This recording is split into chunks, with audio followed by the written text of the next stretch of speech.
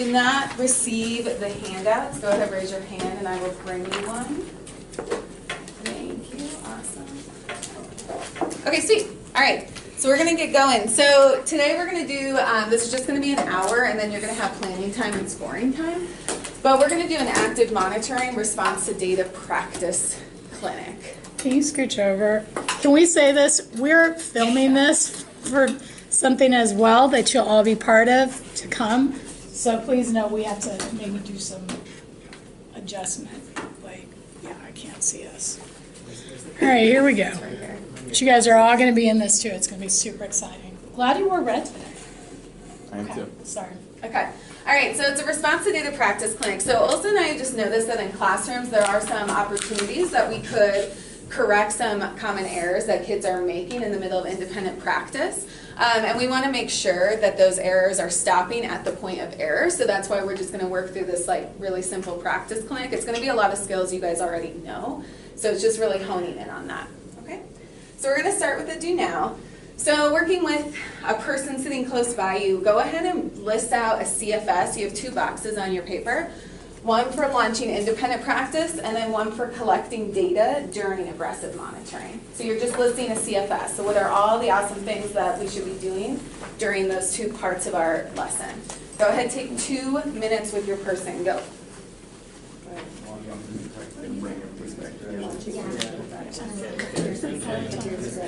You have a timer? Okay. For me, I think it's clear expectations of what they're supposed to be doing, MDT directions, what they're doing, how they're supposed to be doing it, what voice level. And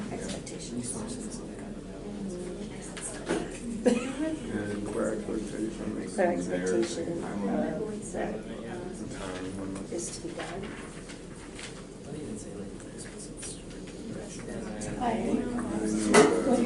When you let them off, I don't know if this goes in the next box, but like going around and making sure everyone is Collecting data. Checking. Yep, that's what I was saying, checking words, that's a skill. High, low.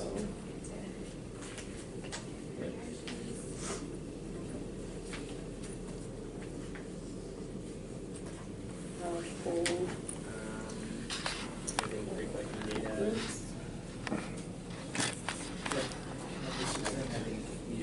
I usually have a seating chart with like highest, middle, highest approaching middle and low, and then go to the highest first.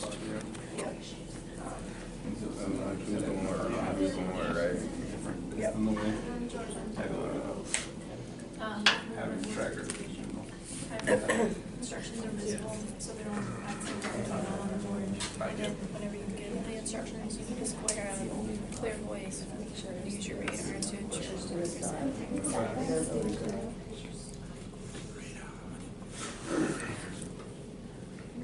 That's everything that you said. 20 more seconds. So like the roadmap has to be So visible. right here, maybe exemplar. Anything, taking data, but using that radar. And everything else.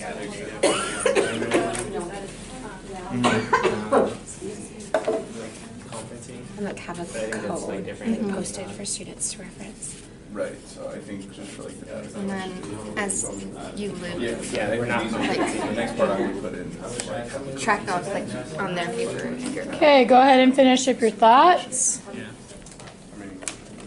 first thing, all of it there,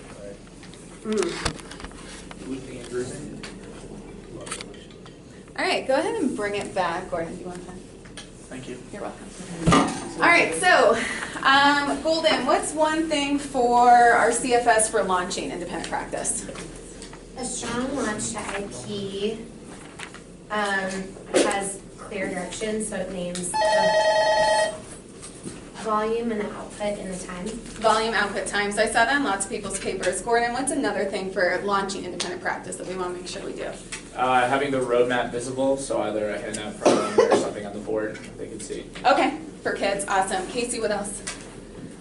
Giving a time that they should be doing the like thing in. Giving a time, awesome. Moving into when we're collecting data or active monitoring. So what do we need to be doing, Tucker, during that time? Identifying laps and lesson plans. So like what you're looking for on which specific lap.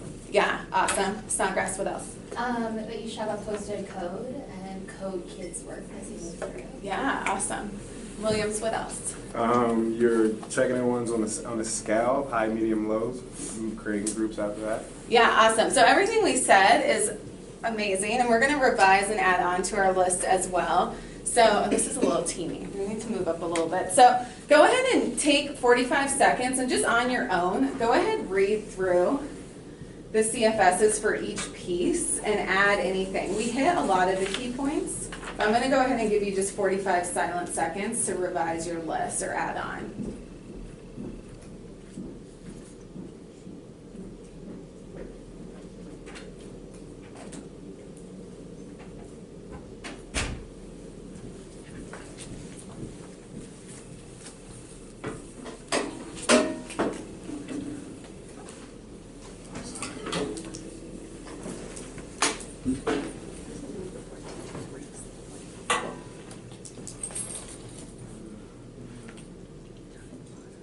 Take another 10.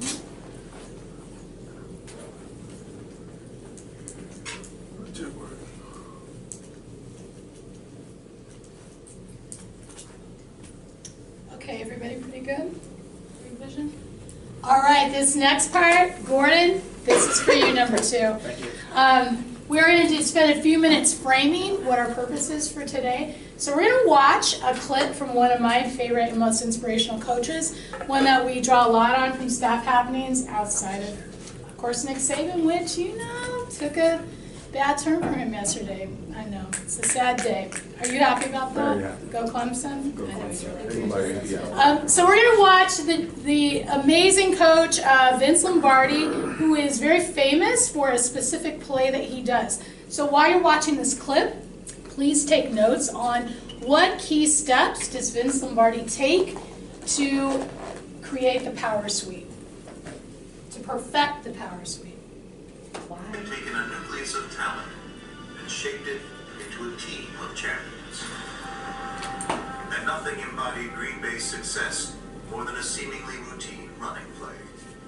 Gentlemen, this is the most important play we have. It's the play we must make go. It's the play that we will make go. It's the play that we will run again and again and again. In Green Bay, the play was known as the power sweep. It perfectly suited Lombardi's love of precision, teamwork, and brains. It's a kind of a complex play that looks very simple. There's a lot of things that have to happen for the play to work well. If they do this, we do that. If they do that, we do this. And we adjust to where the defense goes, so the defense is almost always wrong, and the back will run to daylight. To Lombardi, the sweep was more than a play. It defined it. And they ran it, and ran it, and ran it. If the end has the linebacker taken in, he will come around and seal inside. What we're trying to get is a seal here, and a seal here, and try to run this play in the alley. It was run to perfection.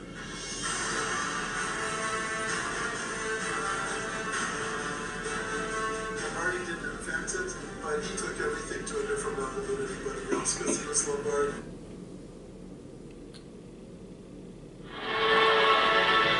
Every football team eventually arrives at a lead play, a number one play, a bread and butter play. It is a play that the team knows it must make go, and the one its opponents know they must stop.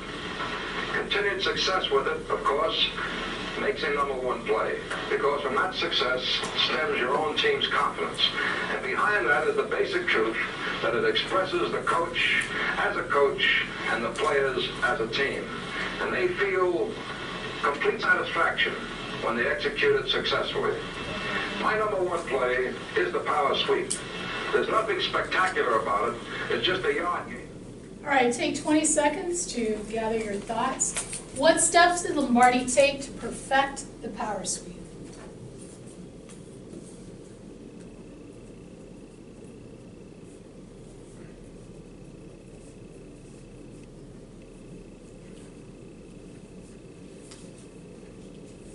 Go ahead and share your reflections with a partner.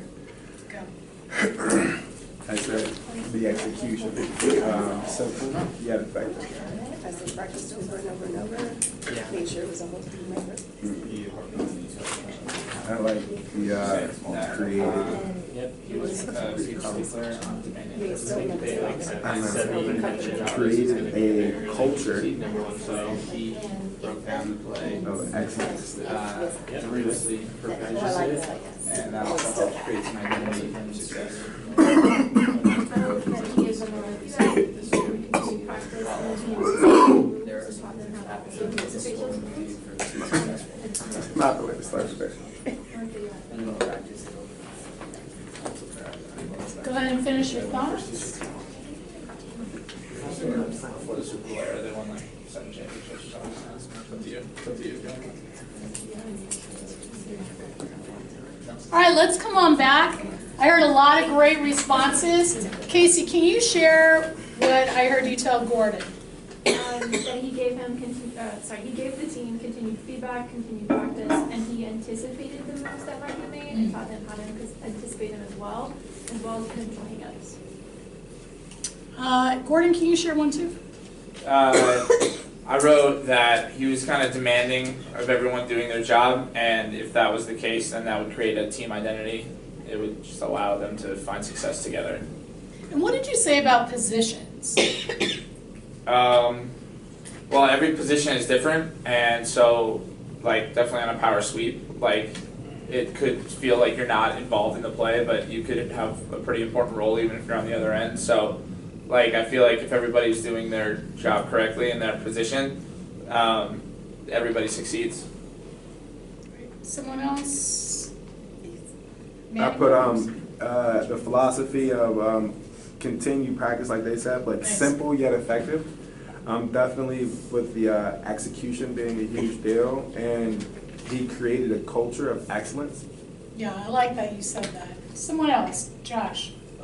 So he also just demonstrates it like on the board. Like he obviously has them run it and practice it, but he gives them like the theory behind it. Like this is where we have to seal. This is where we have to seal for this play to be effective.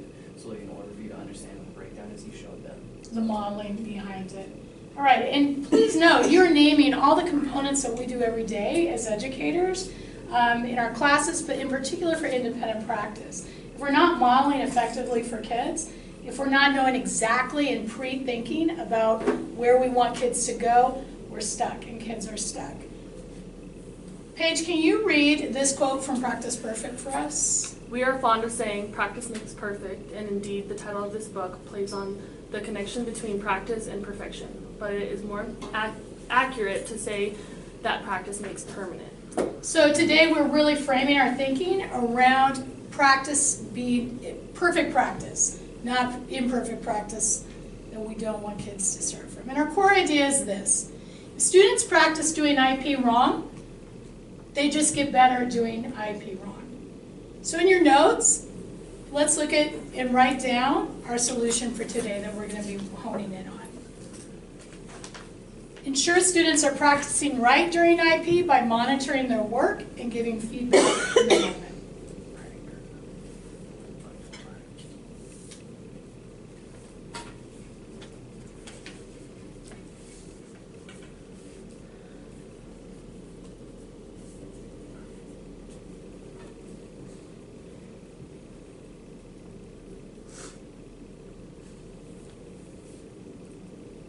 And Kevin, taking a step away to get meta for a second, why is it that we have these handouts for you to write down on? Why do we ask you to write reflections during PDs?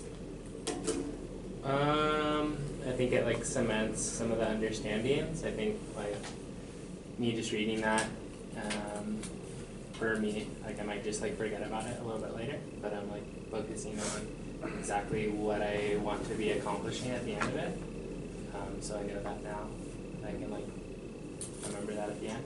Yeah, you hear us say a lot about stamping the understanding, but that's a real deal. And it's important that we have kids do that every time they practice. Okay, cool. So we have two objectives in order to get there. Crystal, will you read the first one? Yes. Thanks. They will be able to analyze the techniques can teachers use to respond to data when aggressively monitoring during independent practice? Thank you. No, that's okay. Hibbert, go ahead and read the second one. Teachers will be able to improve ability to respond to data effectively through planning and practice of stop the show and show call guided discourse. Awesome. So we're going to first check out these techniques that teachers use to respond to data. So we're going to check out this teacher, Denarius Frazier. This is a 9th grade math class. But all you're going to do is think about what are all the things he does during independent practice in order to collect data. So what are things you notice he does? So we're about 85% of the way there for problem number 1 in the UB2. I'm coming around to check the quotient.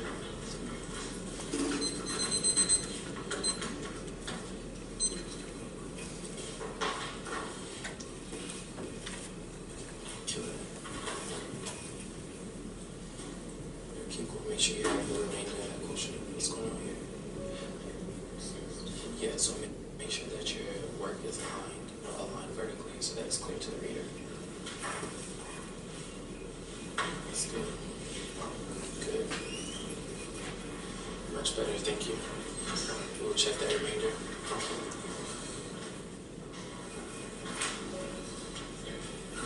Check that remainder based on this over here, right? You added a placeholder for something that wasn't there. This is another method that's going on.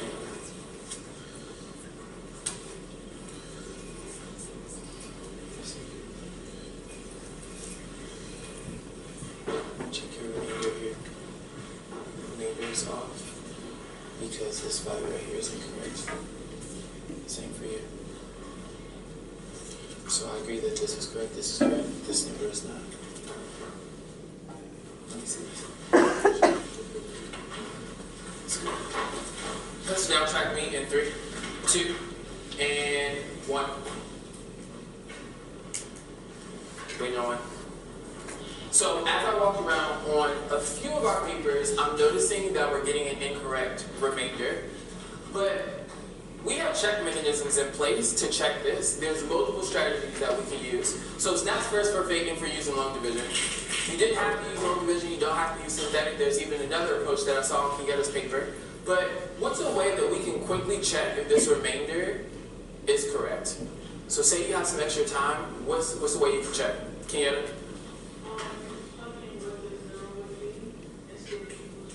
And what theorem is she using there? Isaiah? And so if we plugged in 3, substituted 3 in for our function, we get what? And so that conclusion would tell us that something in our work is incorrect, because when we use the remainder theorem, we know that the remainder should be 248. Okay? Just go back to practice. All right, go ahead and take 5 seconds to wrap up your own thoughts.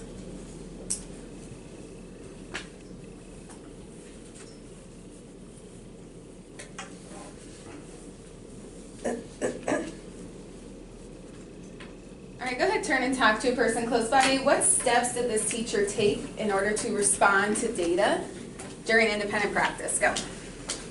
Right. I noticed that several students were not. We noticed that several students were not key contact. So we like stopped everybody. Stopped everybody and did a whole reteach that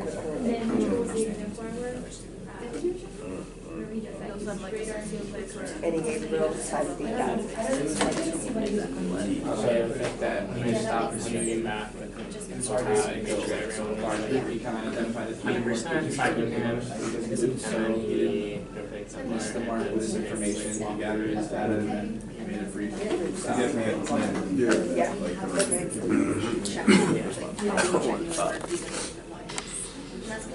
right, go ahead and bring it back in 3, 2.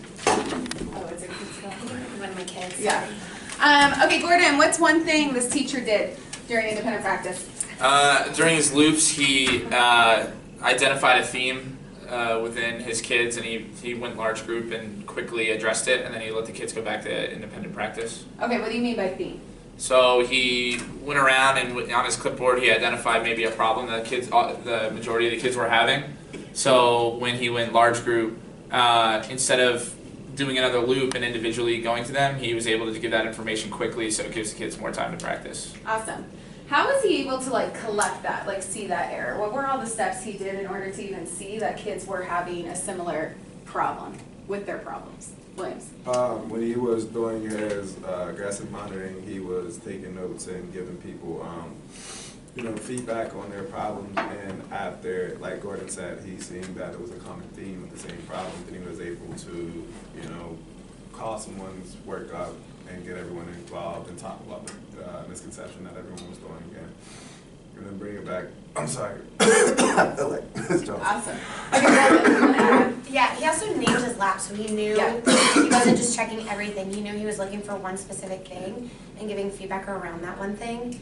And then, like, if you notice, he wasn't writing down something for every student. He was only writing specific things, like, based on what he was looking for on his clipboard. Awesome. Yeah. What kind of feedback was he giving kids? Was he only giving negative feedback, or what else was he doing at the same time? There was positive, like even when that student did one of the kids, he still like celebrated the effort. Yeah, totally. You never got the notion that he was like disappointed or whatnot. It was like very factual.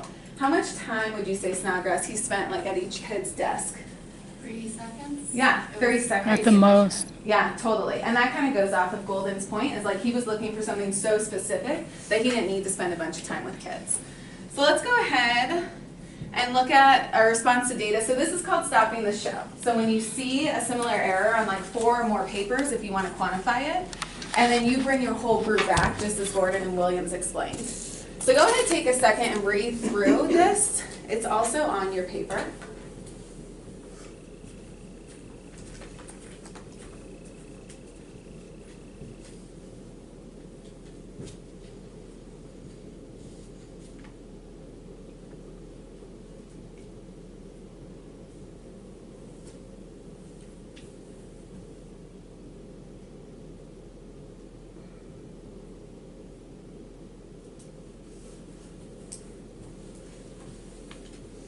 So in the example we just saw, he was really pointing out, because a lot of kids were having issues with the denominator, a way for them to figure out if their denominator was wrong. He said, we have a way to do this. And then he called on a couple kids. He didn't necessarily do all the talking, but he pulled a paper to really show that example of how a kid can fix it. So he's actually like really empowering the kids, being like, you already know how to do this, let's talk about it, okay?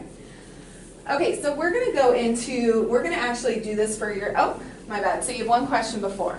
So in order for him to be successful in doing a stop the show, what do you think he needed to do prior to this lesson? What did he need to have? Just go ahead and turn and talk to your person for like 15 seconds. Go. He needed to know exactly what he was looking for.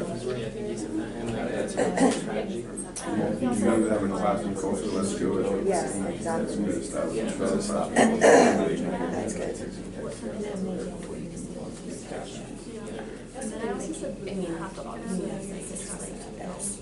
that's the most important one right there. You don't have to start classroom culture, you cannot aggressively monitor. Okay. All right, go bring it back. Clark, what do you need to do prior to the lesson in order to be successful in this? There's a lot of scripting that needs to happen. He had to plan his loops. He had to decide what the misconceptions were. And he had to think of how he could script quickly, like this misconception, fix it this way quickly so that he could continue to make the loops. Awesome. Anyone else want to add? Go ahead. He needed to have a strong classroom culture, because if he doesn't, then it can't happen. Yeah. What do you mean, what can't happen, you think? The aggressive monitoring, because students will be talking over here and not paying attention, not on task, doing what they're supposed to be doing. Right. Awesome. Okay. I'm curious, for some of you veteran teachers who've been doing, I think about Golden, and some people who've been doing show call and stop the show for a while. Is there anything about this rollout that is different, or an aha, or something new that you have not seen before? Or that you have not used before?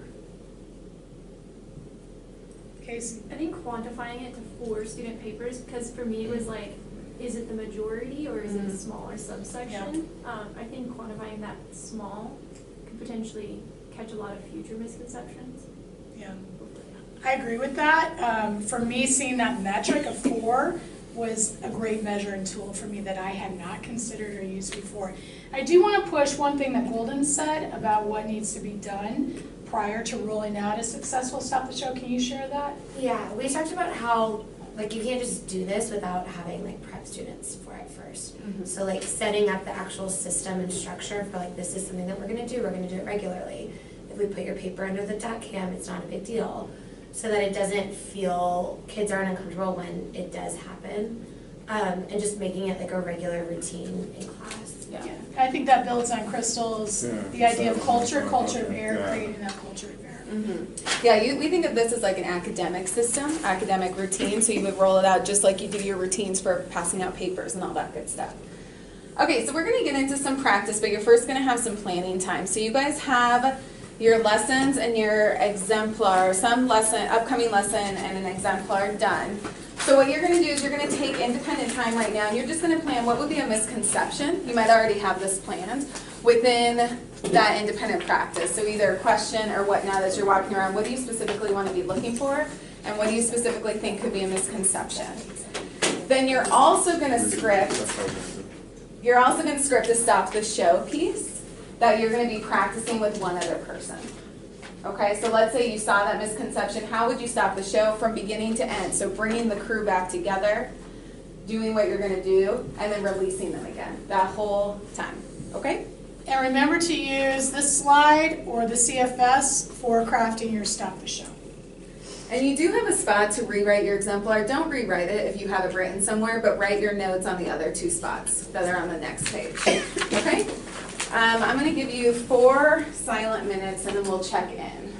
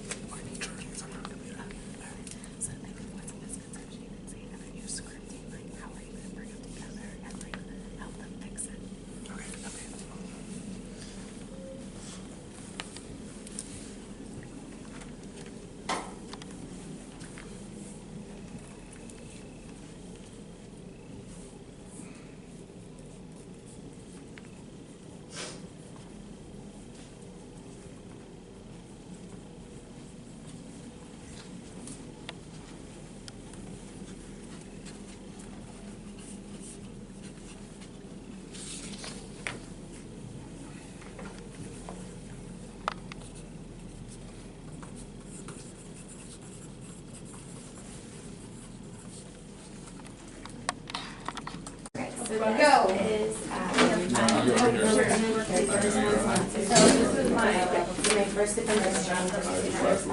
Okay.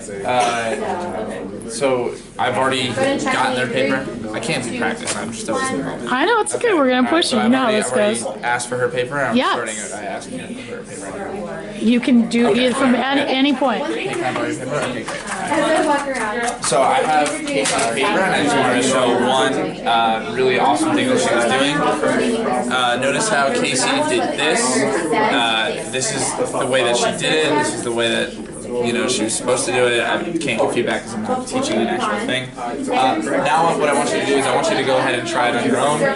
Make an adjustment if you need to. I'm going to be coming around and looking for this point only. I'm going to put 1 minute up on the timer. You have 1 minute to make a correction. Go. Yeah, so And then I start. I think you have all of the steps.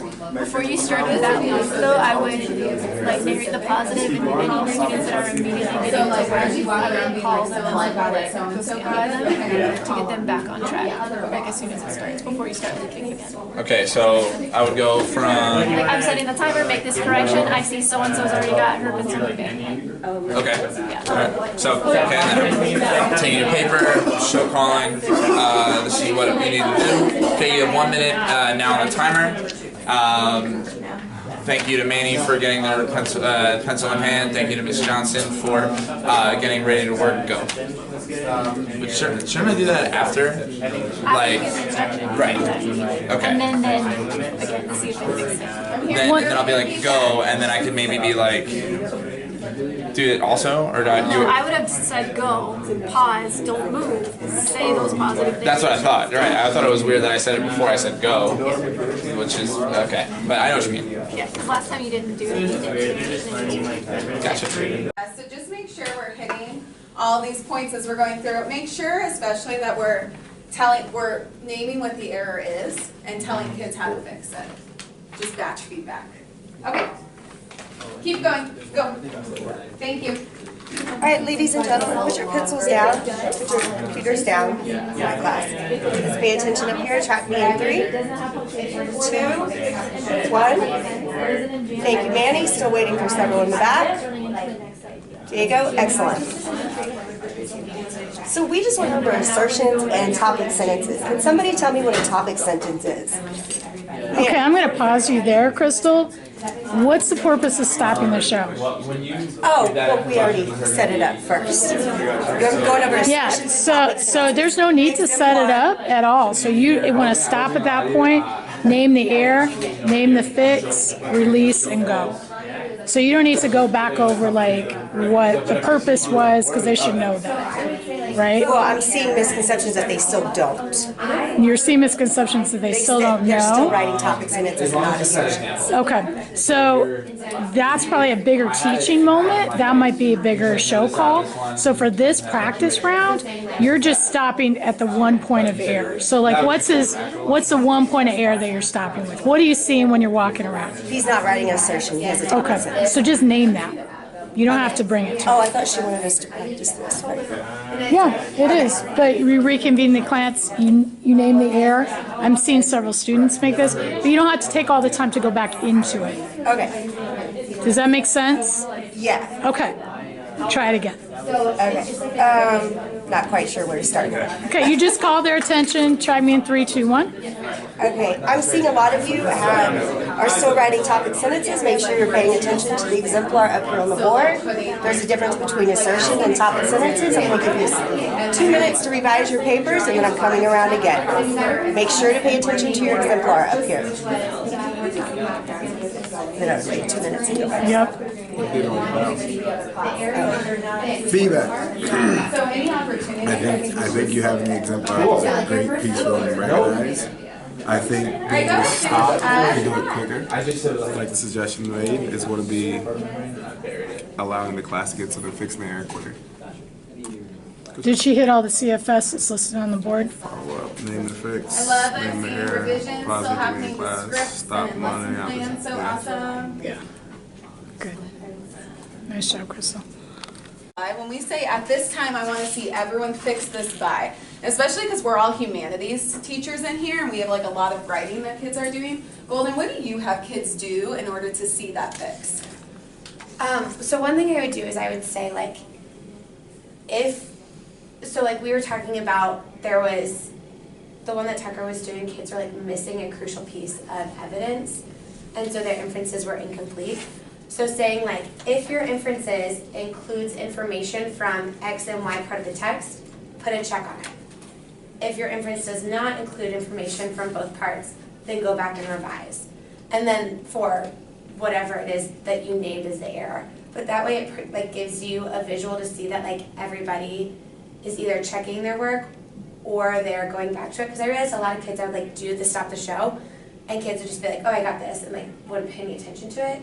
But giving them the actual step of like, I need to see you check this off before you move on was really helpful. And then it just gives you another data point, because sometimes you'll have kids like check it off and like, no, that's all right, go back and revise it.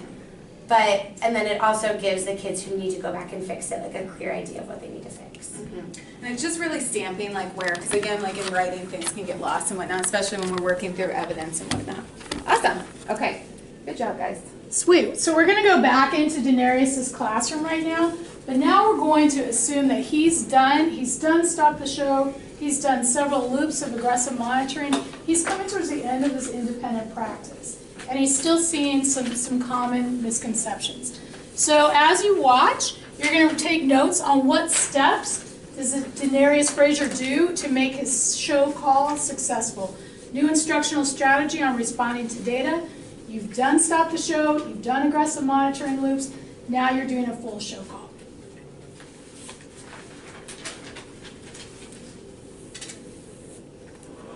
pause it a second. Guys, I want to frame this on one thing too. Demetrius is using a technique called charting the error. It's a really common technique of show call used in math classes. And you can see that he's got two charts up. This is an exemplar and a non-exemplar thing. But think about too, we'll look at some metrics about when he would use a charting the error. But the components are still the same as to what anyone would use for show call. Strategies. Okay, a few of us. Let's take another vote. One finger if you agree with strategy 1, 2 fingers if you agree with strategy 2. Where are we in 3, 2, and 1? Still quite divided. Track, Brittany, and then we'll go to Ron. Thank you for the track. I disagree because when you plug in -4 into the argument, you get a negative number. And when you get a negative number and then that means it's not the case. Rob? If you go back to x plus 2 and you plug in -4 plus 2 would give you -2, and -4 instead of So, Haran and Brittany is saying when we plug in -4 and for x here, we get log base 2 of -4 plus 2. And just to be clear, what is that number that you get out? -2. And so you're saying that that is not true. Now, to find these extraneous solutions though, what must be done? So Ron and Brittany kind of introduced it, but what do we have to do? When you plug it in to find a extraneous solution, just see if it's greater than 0 and if it's not negative. And that is why I believe that that's wrong, because when you plug in -4, you get Pause. We're saying plug in. Where are we substituting this value into? Into the what? The argument. So we're substituting these into the argument. Continue, Biggie. Okay, so when you plug in, alright, hold up. You're adding this or you're multiplying this? We're just substituting into the argument. That's what we said. When you substitute to the argument, you get -2 on the first side, and you get -6 on the other side. But the rule says that when you have the product rule says that you multiply them together. When you multiply them together, you get 12, which is constant. So just to recap what Megan is saying here, because this is a really good point. When you substitute our solution of -4 to the first one, Brittany and Hebron told us that we get -4. When we substitute this into the second one, we get -6. When we then apply our properties here, and if we see that we have addition, we're supposed to be doing what? Multiplication, and then -2 here times -6 here gives us what? 12. And so then we have log base 2 of 12 is equal to log base 2 of 12, and that's why some of us are leading to say that this is correct. Riddle me this. How?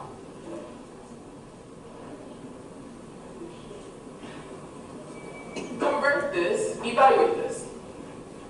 How do you evaluate this right here? Write it in exponential form. Quran. 2 to the x equals -2. Turn and talk. When does this hold true? See you in 60 seconds.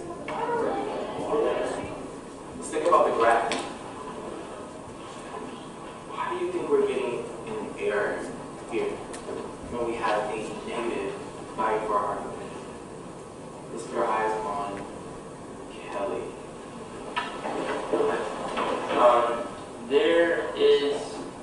There's nothing that you can raise a number to change, to make it negative from positive. There's no number of no value of x that we can raise 2 to get -2. And so, what is our takeaway here though? Because we've shared a lot. We plug it in, we do different things. What do we do to check our work here? What do we do to check our work? Anytime we're solving a logarithmic equation, you should check your work to make sure we're satisfying the domain. What do you gotta do? Tell your partner.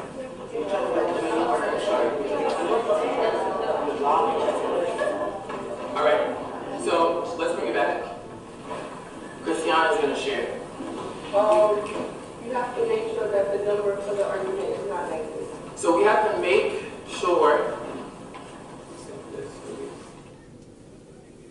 Okay, finish your thinking, but again, after you finish, work with your partner to make a really exhaustive list of what steps you saw Denarius take to ensure a successful show call. Think about how he called on people, who he called on, and what steps he took. So when you're ready, go ahead and work with your partner. Makes sense for him to call incorrect and then correct. Because you want to be able to see the misconception and then clarify it. Okay. And So that, like, with his like chart, like having conceptions, he had talking to cold call. Yeah. I mean, you can't do it every time like that, otherwise it's like, Yeah, and I'm not positive either, but what would be also got that really answer and how powerful, they got like, the answer. what kind of pseudo would be And I powerful think to call he was on able after you call on the to correct kind of like see or the high kid or where the whatever. misconception What would was be, or like, where next? students were Like, going what would be the smart? correct way I would and having them call explain on what they did and why they did that. students So that I think multiple solutions is really important, and I think also at the end, he like stamps the understanding by writing it down. Like, how do we? Really great responses. Snodgrass, I'm going to put you on the spot because you had some really excellent things. What steps did you see Denarius do to ensure a good show call? He started with the CFU, and then he went into cold calling students. And I think that he cold called the students who were incorrect first, so that everyone could sort of understand that thought process. Then cold called on students who were correct, and paused a student at that point of misconception, where like I think it was like where they're plugging the thing in order to ask a clarifying question and make sure that everyone in the room was sort of paused together at that point. And then he stamped it for them. Are you talking about when he said, when the kid said plug in? I think he so, stopped? yeah. What was he doing there? What do you think he was really pushing for there? I read to Coach Howard. Paige? Like a comprehension kind of piece of like understanding, because the word plug in is very generic. Right. That specific piece of what are you doing specifically. Do you want to build on that, Casey? Yeah, so what he was doing is he already knows that there's students that are confused about this, so if you're being vague about where you're putting numbers, they're gonna get more confused, so he wanted to stand like, where are we putting this number in the first place? That way. I want to come back and zoom in on that in a moment, but let's zoom back out. What steps do we see him take? Like, think about the order of his steps. Casey, go ahead. In between calling on the students to like explain their thinking, he would model it, so he would do a visual representation of what the student had verbally just said. So following up with a model. Okay, what else? I also think it's really important that he starts by getting student feedback. He has the exemplar and the non-exemplar. He asks students to vote. So like the whole time he's putting as much thinking as he can on the students.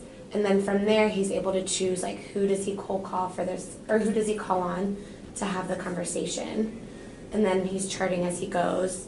And then at the end, he sums it up by having students turn and talk to stamp the understanding. Yeah, I mean, he opens it with a poll to room, right? Students have to vote, they have to think for themselves, and then take a stand on where they stand. Somebody want to build on that? Crystal, did you have something to add? That's what I was going to say, he pulled the room from one or two, so we can see who. And then the exemplar, non-exemplar, right? And coming back to stamping the understanding. Any other comments about what you saw? I think something that Megan brought up though is why this was very guided. All of the thinking was on the students. Mm-hmm. What would it take to prepare this level of a show call? What's it going to take for you to prepare this level of a show call? I think you have to have an exemplar and a non-exemplar like in your mind already and like ready to go. And like thinking through the misconceptions that students are going to have. Yeah, agreed. I'm going to show you the steps. I'm going to have you take a minute to read. The steps to what we consider is the standard for a show call. But before the steps, this is something that I found really interesting. I had never seen a clear metric. Again, going back to that 4 students for Stop the Show, a clear metric of when you would call a particular format of show call. So take a minute to read through that, and then I'm curious to what your thoughts are.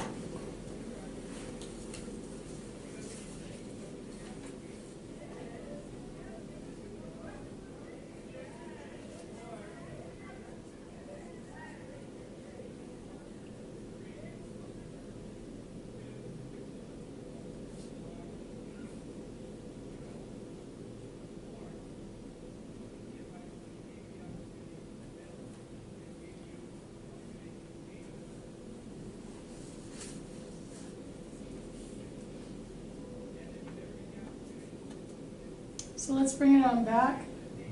Thoughts to this metric, this measure, to determine what format you would use a show call.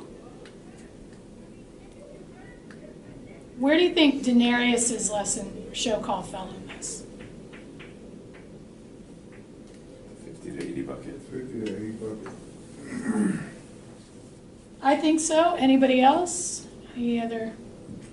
I think it also, his scripting ahead of time could lead me to believe that he had already thought this through, that he knew that this was going to be a common thing and had thought that through already. So looking at the format to show call, and again, this is interesting to me. You know how we generally, you hear show call guided discourse like interchangeably. Let me ask this, what evidence did you see of Denarius's video that leads you to think we could call this guided discourse?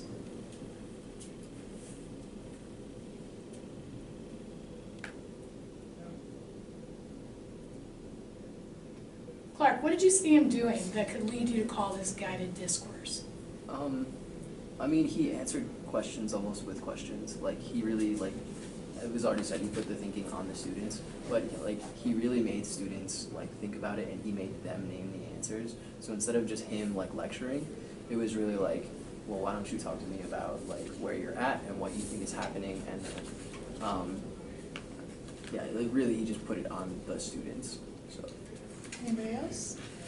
When we talk about habits of discussion and building good habits of discussion in our classrooms, this is exactly what that looks like.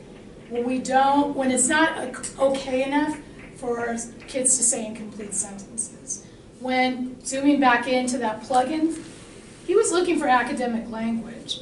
We can't not sweat the small stuff and call things out when we're not using the right terms. We have to be that detailed. So I felt for the first time, I'm like, oh yeah, that is guided discourse.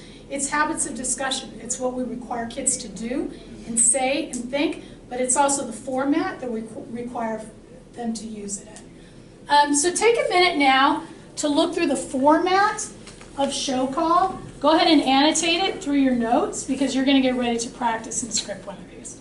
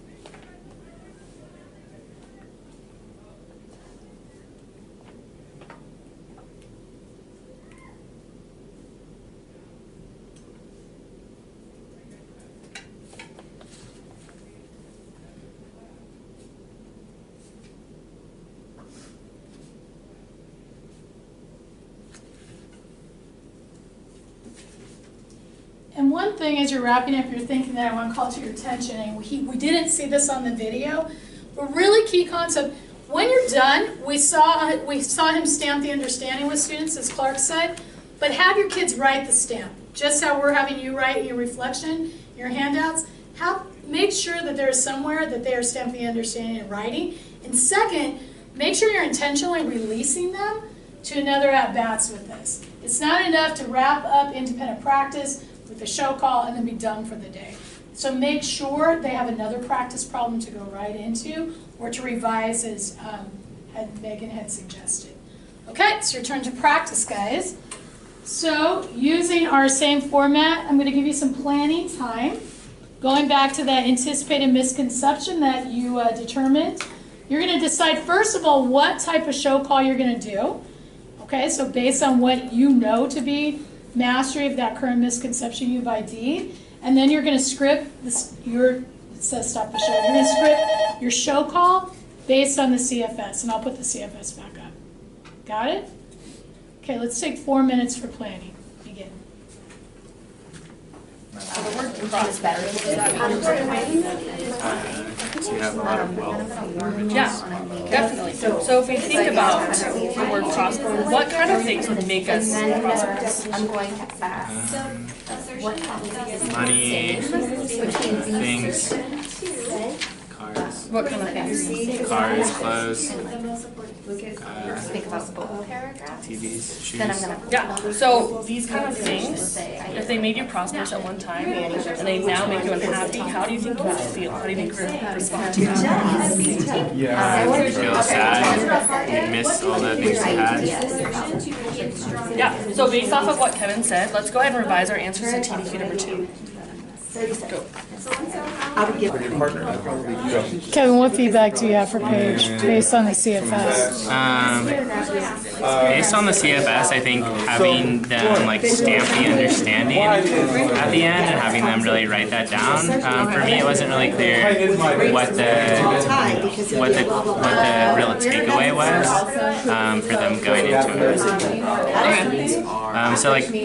So after saying like, okay, like things that are supposed to make you feel wealthy and then now don't. Very good. As Lauren is the same effect that's going on. died rich, well, the text does state that. Yeah, something like that. What was it? Because it's based off of a video. Or maybe if you're just going with the prosperous, like having them write that there.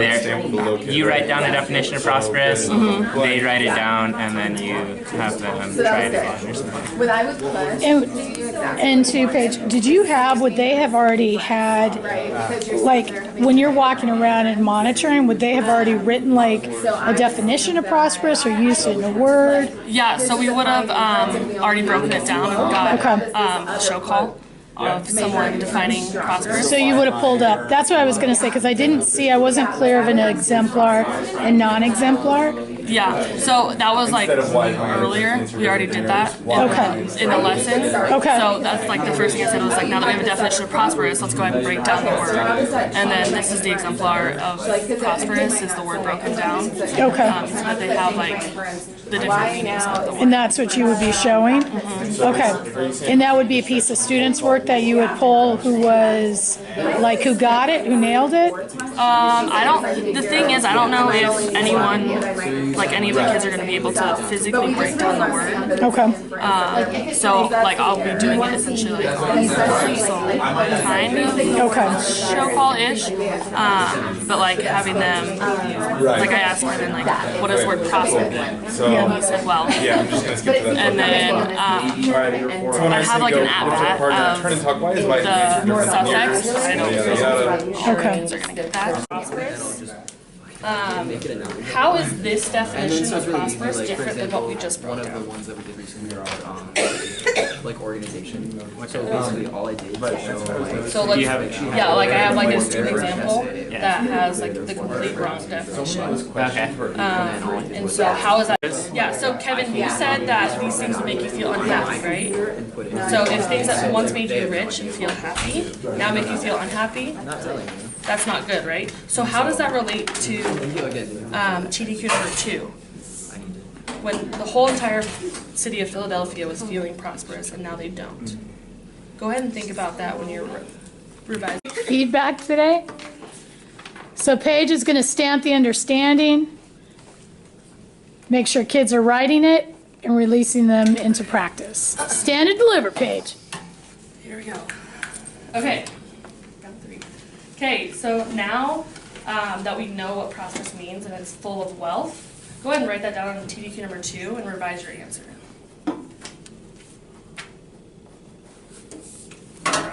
Yay. Snap it out, Paige.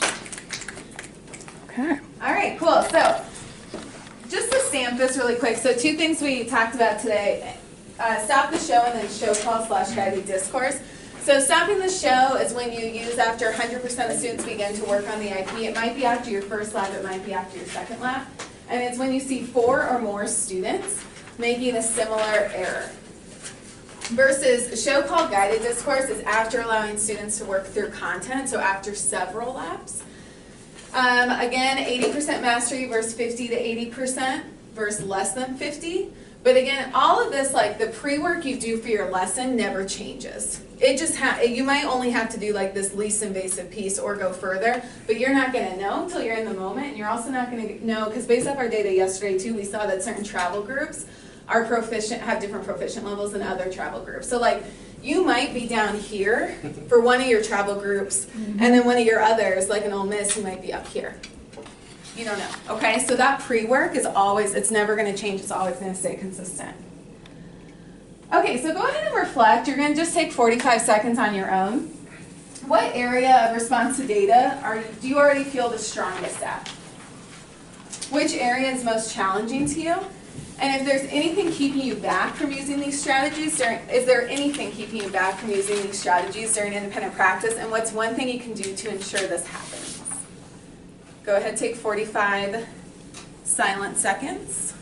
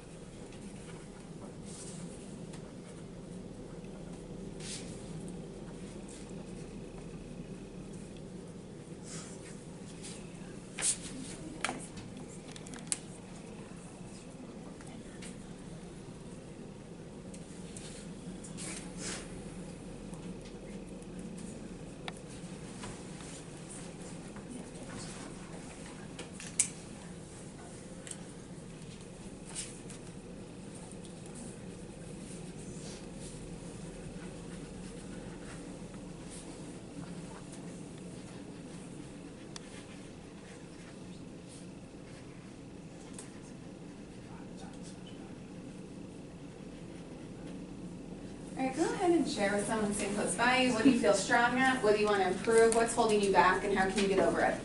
Go. I can go first. So something I'm strongest at is I think I'm good at recognizing what the misconceptions are being. And then also being flexible if there are more or fewer kids having that misconception and knowing like how do I want to deal with that. My weakness is intuitive. I'm very worried. And I just know that. And then anything that's keeping me back is just like not getting bogged down in the questions. Like when I have kids who ask me questions, I want to answer them, and it's not always the right time or place, especially if I need it to be like a whole group answer. I need to just be like,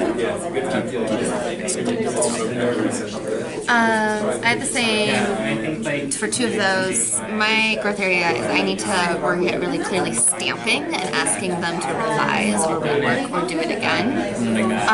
I will frequently either do one or the other, and it's like a 1-2 punch, and it's something I need to work at and strive for. And then the one thing that I'm going to do to ensure this happens is like exemplar in hand.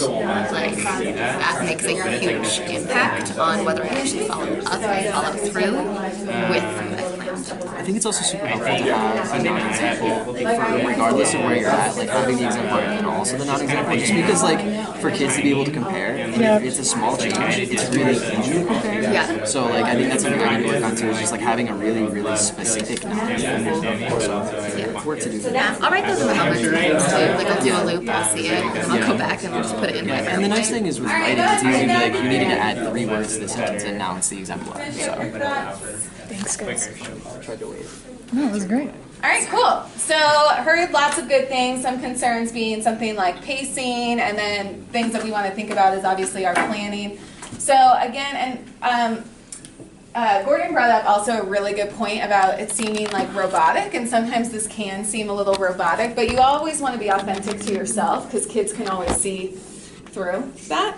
And as long as we're hitting, like we're naming the error, we're naming how to fix the error, and we're ensuring 100% of kids are with kind of the tactics Golden talked about and what was on the slide, you're doing an awesome job. Okay? All right. Thanks, everyone. So that's it. We're going to move into planning. Are we still in? No, but I will say next steps too. Yeah. Please know that you will be scripting a show call with your coach this week during your O3 time. So feel free to bring what you've already done and we can revise, but we want to make sure we're nailing this and putting it into practice this upcoming week.